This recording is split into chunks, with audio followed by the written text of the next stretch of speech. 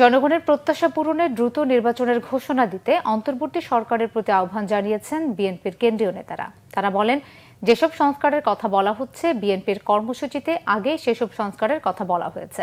গণতন্ত্রের জন্য যদি আরও প্রাণ দিতে হয় তা দিতে বিএনপি প্রস্তুত বলেও নেতারা বক্তব্যে উল্লেখ করেন। দেশের বিভিন্ন এলাকায় দলীয় কর্মসূচিতে বিএনপির কেন্দ্রীয় নেতারা এসব কথা বলেন। বিস্তারিত ডেস্ক রিপোর্টে।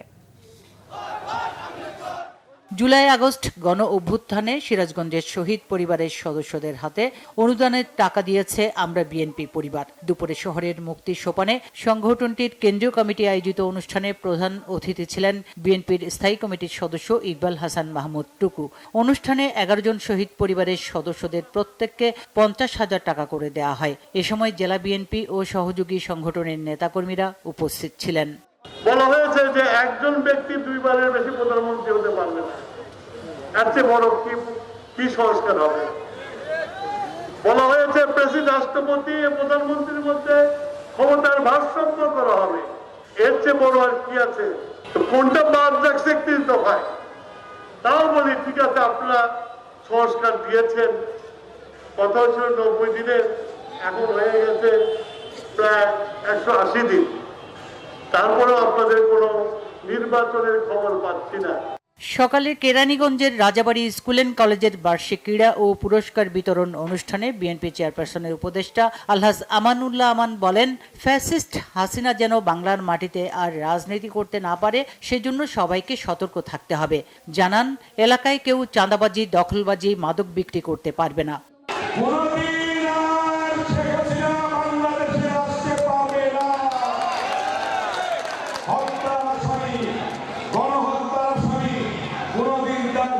বাংলাদেশের মানুষ দেবে না। তাই আপনাদেরকে অনুরোধ, বাংলাদেশের যেন আর কোনদিন এই ফ্যাসিস্ট খুনি শেখ হাসিনা এসে রাজনীতি করতে না পারে সেটি আপনারা। বিএনপির ভাইস চেয়ারম্যান শামসুজ্জামান দুদু বলেছেন, 6 মাস পেরিয়ে গেলেও চালের দাম কমাতে পারেনি সরকার।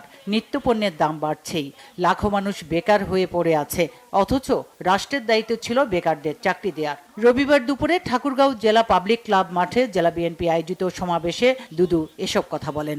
সরকার এই ডক্টর ইউনূসের কথা বলছিলাম, আমাদের খুব কেয়ারে মানুষ, কিন্তু কাজটা কি হচ্ছে? ঘরে ঘরে ডাকাতি হচ্ছে, চুরি হচ্ছে, লুট হচ্ছে, আইন শৃঙ্খলা পরিস্থিতি ভালো না। যে কেউ বাইরে গেলে সন্ধ্যার পরে যেদিন আসে না, মা বোনরা, ভাইরা, পিতা সবার উদ্বিগ্ন থাকে ছেলেটা ফিরে আসবে কিনা। প্রয়োজনীয় সংস্কার দ্রুত শেষ করে অবাধ গ্রহণযোগ্য নির্বাচনের ব্যবস্থা করতে অন্তর্বর্তী সরকারকে আহ্বান জানিয়েছেন বিএনপির ভাইস চেয়ারম্যান ও বরিশাল বিভাগীয় সাংগঠনিক টিম প্রধান আব্দুল আউয়াল মিন্টু। দুপুরে ঝালকাঠি প্রেস ক্লাব মিলনায়তনে জেলা বিএনপির আহ্বায়ক কমিটির সাথে মতবিনিময়ের আগে সাংবাদিকদের তিনি এসব কথা বলেন।